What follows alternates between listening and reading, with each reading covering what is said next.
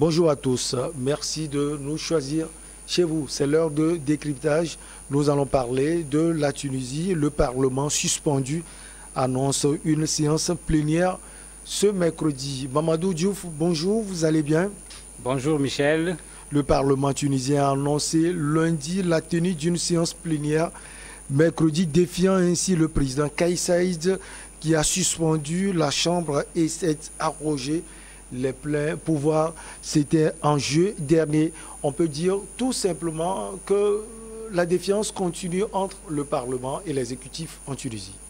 Oui, la défiance continue puisque finalement, il devient difficile de comprendre quand même le président Kais Saied qui a été démocratiquement élu, qui a dit qu'il ne veut pas de parti, il était un candidat indépendant.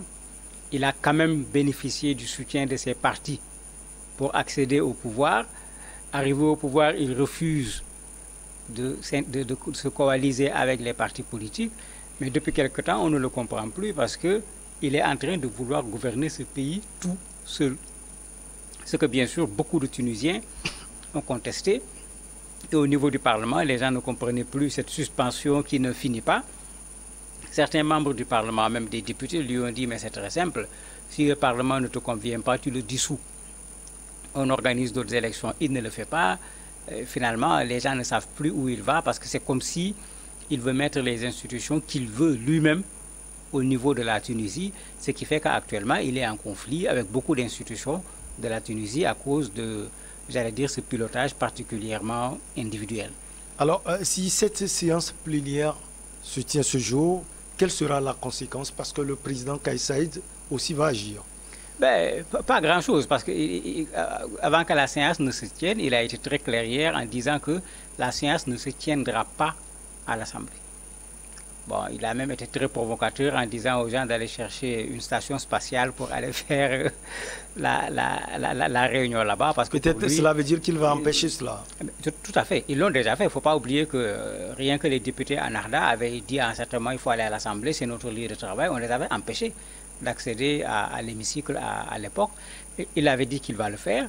Et finalement, ce n'était pas ça l'objet. Les députés tunisiens ont voulu faire une rencontre en ligne, puisque c'est ce que le bureau de l'Assemblée avait fait. Et la rencontre a effectivement eu lieu aujourd'hui, mercredi. Et il y a eu 121 députés présents sur 217, puisqu'ils ont fait le point, ils ont fait le compte. Et les propositions sont très claires. Ils disent qu'il faut revenir sur les mesures exceptionnelles prises par le président de la République qui avait consisté à suspendre le Parlement, enlever le Premier ministre de l'époque, se donner lui-même pratiquement tous les pouvoirs, etc. Ils disent qu'il faut l'enlever. Il y a une session même qu'ils prévoient encore le samedi prochain pour revenir sur ce qu'ils appellent la situation économique et sociale de la Tunisie qu'ils trouvent particulièrement désastreuse. Et dans la rencontre d'aujourd'hui, vous avez des députés qui ont proposé également qu'on fasse des élections anticipées, non plus des élections législatives seulement, mais des élections législatives et présidentielles, parce qu'ils sont convaincus que le pays va vers un blocage, le pays va vers un chaos. Vous l'aviez dit tout à l'heure, l'objectif du président Kais Saied est peut-être de gouverner seul. Qu'est-ce qui l'amène à penser ainsi? Moi, je me pose des questions. Quand je le revois durant la campagne électorale, dire je suis indépendant, je reste indépendant, on avait déjà l'impression d'un quelqu'un qui se méfie particulièrement des partis politiques. Pour aller finalement aux élections au second tour, il a quand même bénéficié de l'accompagnement des partis politiques, en particulier de Ennahda, qui lui a fait un report de voix qui a été quand même un report de voix considérable. Devenu président de la République, il est revenu sur ses premiers propos, les partis politiques non, lui il reste un indépendant, alors qu'en Tunisie on a un régime parlementaire. Si le président n'a pas la majorité au niveau de l'Assemblée, mais il ne peut pratiquement rien faire. De sorte que la logique voudrait que le président cherche à avoir une majorité au niveau du Parlement. Quand les députés se sont rassemblés pour créer la majorité, ils se sont approchés, il a également dit que lui, il continue comme indépendant, il a été élu indépendant, il reste président tout en étant indépendant. Donc on a l'impression que c'est quelqu'un qui craint les partis politiques, qui ne leur fait pas confiance. Pour quelles raisons, je ne saurais le dire à sa place, mais sa méfiance par rapport aux partis politiques et par rapport à Enarda en particulier est très grande, puisque régulièrement, ils les accusent même de vouloir faire un coup d'État, même quand ils ont dit qu'ils vont faire cette séance au niveau de l'Assemblée, il les a accusés encore de vouloir créer les conditions pour qu'il y ait un coup d'État. Particulièrement Enarda, parce que ce parti est d'inspiration islamique? Non, je ne crois pas que c'est le caractère islamiste, puisque lui-même, quand on l'entend parler, il n'est pas loin de Enarda d'un point de vue idéologique sur un certain nombre de questions liées à la religion qui secouent la Tunisie. Ses positions ne sont pas très loin, voire même sur certaines questions, il a exactement les mêmes positions que Enarda. La différence, c'est qu'ici, il y a l'étiquette, là-bas, il n'y a pas l'étiquette, tout simplement. Je me dis que ce qui dérange, c'est certainement le fait que depuis les printemps arabes, depuis l'insurrection en Tunisie, Enarda est le premier parti de ce pays. Aucun parti n'a véritablement pu passer au devant. Les gens ont dû se coaliser à un certain moment. Finalement, cette coalition même est partie. Enarda reste le premier parti, même si quand on regarde quand même, Enarda est également en retrait quand on regarde son électorat entre le début de l'insurrection et aujourd'hui. Et certainement, c'est cette force qui le dérange parce que, comme je le disais tout à l'heure, on est dans un régime parlementaire. Avoir des députés à l'Assemblée permet de véritablement contrôler l'action du gouvernement, tout comme empêcher au président de la République de faire un certain nombre de choses. Et lui, il a toujours été en conflit avec Rachid Ghannouchi, qui est le président du Parlement, qui est en même temps également le leader de Enarda.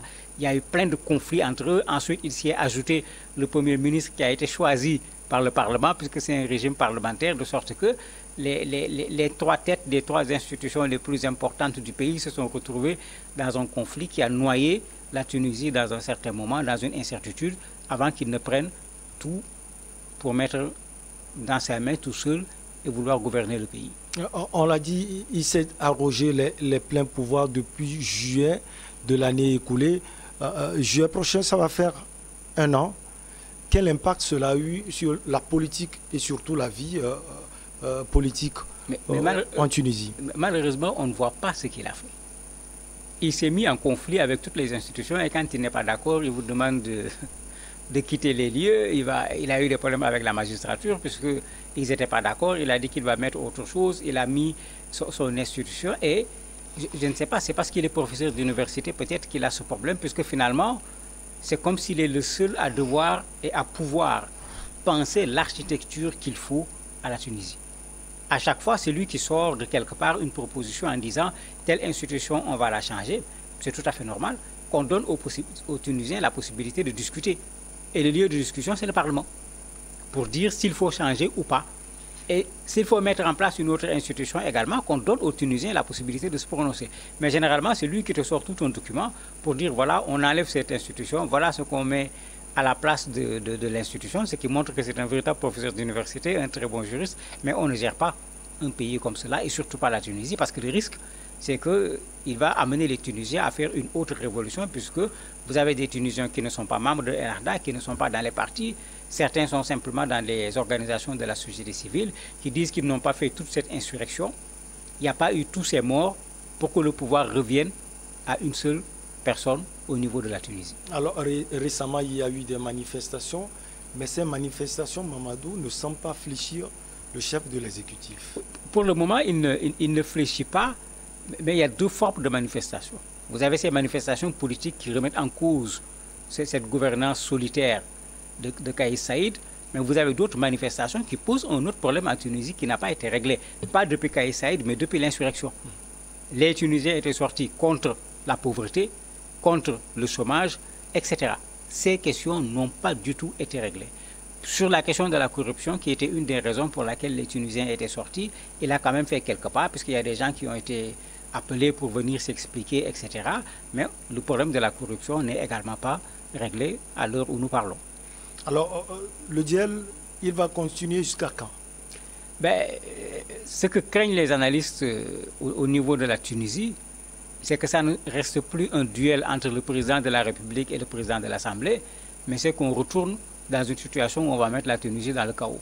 Vous avez certains même qui accusent Enarda, en particulier Rachid Ghannouchi, de vouloir faire de la Tunisie une nouvelle Libye. Vous voyez un peu jusqu'où ça va quand on va dans cette direction. Les autres pensent que si on ne fait pas attention, cet acte de l'Assemblée a pour but de réveiller encore les populations pour éventuellement diriger des manifestations contre le président de la République et réclamer, comme un des députés l'a demandé lors de la session, des élections anticipées, aussi bien au niveau présidentiel qu'au niveau législatif. Alors, cette séance plénière, Mamadou, va parler de quoi précisément? Vous avez touché du doigt un prisme tout à l'heure, d'autres prismes éventuellement. Il y avait deux sujets pour la séance d'aujourd'hui. Le premier sujet, c'était la levée des mesures d'exception.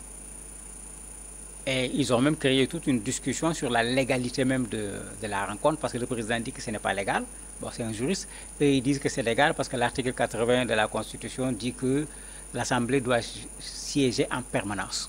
C'est ce qui est écrit sur l'article 80 de la Constitution. Donc, ils considèrent que cette suspension extrêmement longue, c'est ça plutôt qui est illégal par rapport à la Constitution du pays.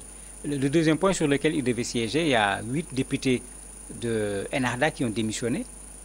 Ils devaient siéger, parler également de la démission, puisqu'ils ont déposé leur lettre de démission au niveau de l'Assemblée, et c'est comme ça que cela doit se faire. Ils doivent siéger pour donner une réponse à ces députés qui ont décidé de quitter l'Assemblée.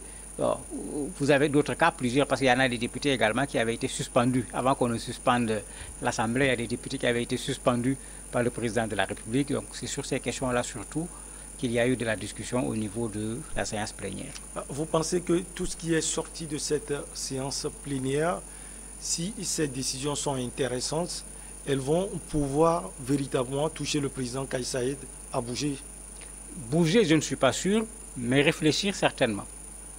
Parce qu'il va se rendre compte que ceux qu'on avait suspendus pendant longtemps se sont réunis, parce qu'ils se sont réunis de façon virtuelle, mais ils ont mis ça en direct sur YouTube pour permettre également aux Tunisiens de suivre les débats au niveau de l'Assemblée. C'est pourquoi je disais tout à l'heure, ils sont en train de vouloir dire au peuple, mais attendez, voilà votre Assemblée, voilà ceux qui vous représentent réellement. Nous ne sommes pas en mesure de vous représenter parce que le président a pris tous les pouvoirs.